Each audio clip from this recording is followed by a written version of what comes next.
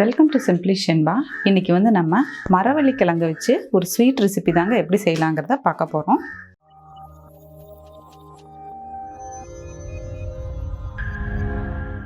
First இதில் இருக்கிற தோலெல்லாம் நம்ம சீவி எடுத்துகிட்டு கிழங்கை வந்து பொடி பொடியாக கட் பண்ணி எடுத்துக்கலாம். இப்போ நம்ம இதை சின்ன சின்னதாக கட் பண்ணி எடுத்தாச்சுங்க. இதை வந்து ஒரு மிக்ஸி ஜாரில் போட்டு நல்லா நைஸாக அரைச்சி எடுத்துக்கலாம்.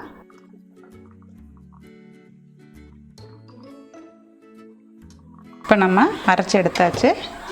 இதை வந்து வேற ஒரு பவுலுக்கு ட்ரான்ஸ்ஃபர் பண்ணிக்கலாம்.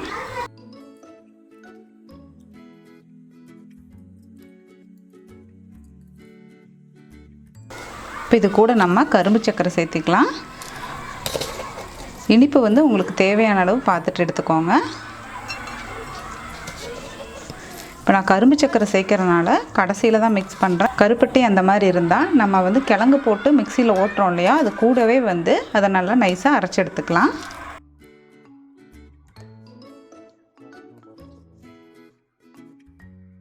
இது வந்து மிக்ஸ் பண்ணிவிட்டு இனிப்பு பார்த்துட்டு நீங்கள் சேர்த்துக்கலாம்.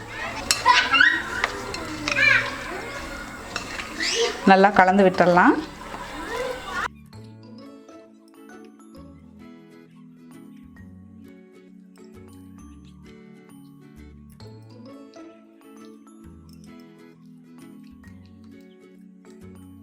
எனக்கு பார்த்திங்கன்னா இப்போ நான் சேர்த்துருக்கிற இனிப்பே வந்து கரெக்டாக இருக்குது. நான் வந்து 3 ஸ்பூன் அளவு போட்டிருக்கேன். நல்லா இனிப்பு சாப்பிட்றவங்கன்னா இன்னும் ஒரு ஸ்பூன் கூட நீங்கள் கூட சேர்த்துக்கலாம். இது கூட ஒரு 1/4 ஸ்பூன் அளவு ஏலக்காய் பொடி சேர்த்துக்கலாம்.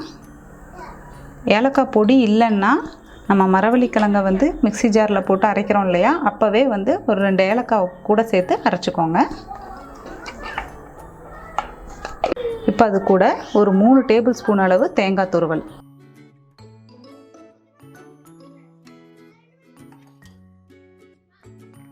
எல்லாத்தையும் சேர்த்து நல்லா கலந்துடலாம்.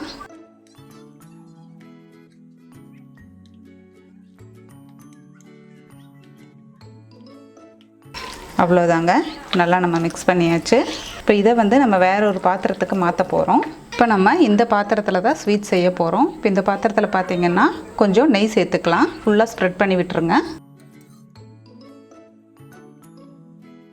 நல்லா ஈவனாக எல்லா பக்கமும் இருக்கட்டும்.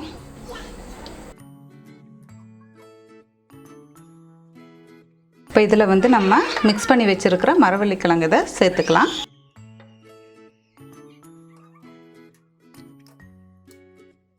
நான் பார்த்தீங்கன்னா ரவுண்டாக இருக்கிற பாத்திரம் எடுத்திருக்கேன். உங்களுக்கு எந்த ஷேப் வேணுமோ அந்த பாத்திரம் எடுத்துக்கோங்க. மேலே வந்து டெக்கரேஷனுக்காக நான் கொஞ்சம் கேஷ்யூ நட் வைக்கிறேன்.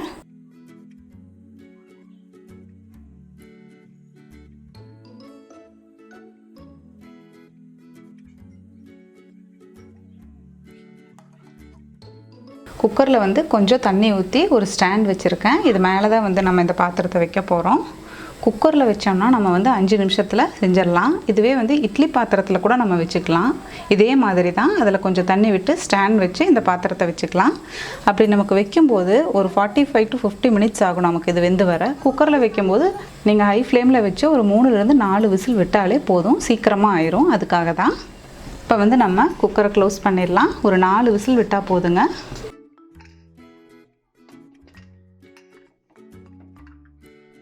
இப்போ 4 விசில் விட்டு எடுத்தாச்சுங்க. இப்போ குக்கர் விசில் போயிடுச்சு. இப்போ நம்ம ஓப்பன் பண்ணி பார்க்கலாம். இப்போ இதை எடுத்து நல்லா நம்ம ஆற வைக்கலாம். ஆறுனதுக்கப்புறம் வேற ஒரு பிளேட்டுக்கு மாற்றினா போதும். இல்லைன்னா பாருங்கள், பிசு பிசுன்னு இப்போ வந்து தொட்டால் நமக்கு ஒட்டின மாதிரி இருக்கும். நல்லா ஆறுனதுக்கப்புறம் நமக்கு ஒட்டாது. இப்போ நல்லா ஆறிடுச்சு பாருங்கள். தொட்டால் வந்து நமக்கு கையில் வந்து ஒட்டுறதில்லை. இப்போ வந்து கத்தியில் வந்து தேங்காய் எண்ணெயோ நெய்யோ வந்து தடவிட்டு லைட்டாக சைடில் வந்து எடுத்து விட்டுடலாம்.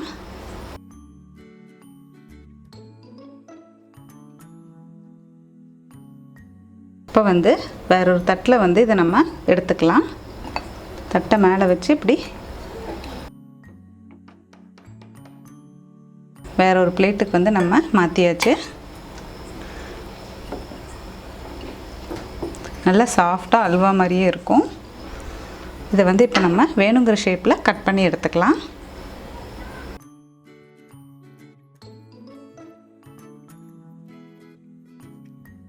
இது பார்த்தீங்கன்னா சூடு ஆறுறதுக்காக வந்து நான் 15 மினிட்ஸ் ஃபேனுக்கு அடியில் வச்சுருந்தேன். சூடு கொஞ்சம் நமக்கு தொட்டு பார்த்தா லைட்டான சூடு இருக்கும். அந்த டைமில் எடுத்து நீங்கள் வேறு பிளேட்டுக்கு மாற்றிக்கலாம். அப்படி இல்லைன்னா அது பிசு பிசுன்னு ஒட்டிட்டு நமக்கு ஃபுல்லாக இந்த மாதிரி ஃபுல்லாக இந்த ஷேப்போடு நமக்கு கிடைக்காது. இப்போ வந்து வேணுங்கிற ஷேப்பில் வந்து நம்ம இதை கட் பண்ணி எடுத்துக்கலாம்.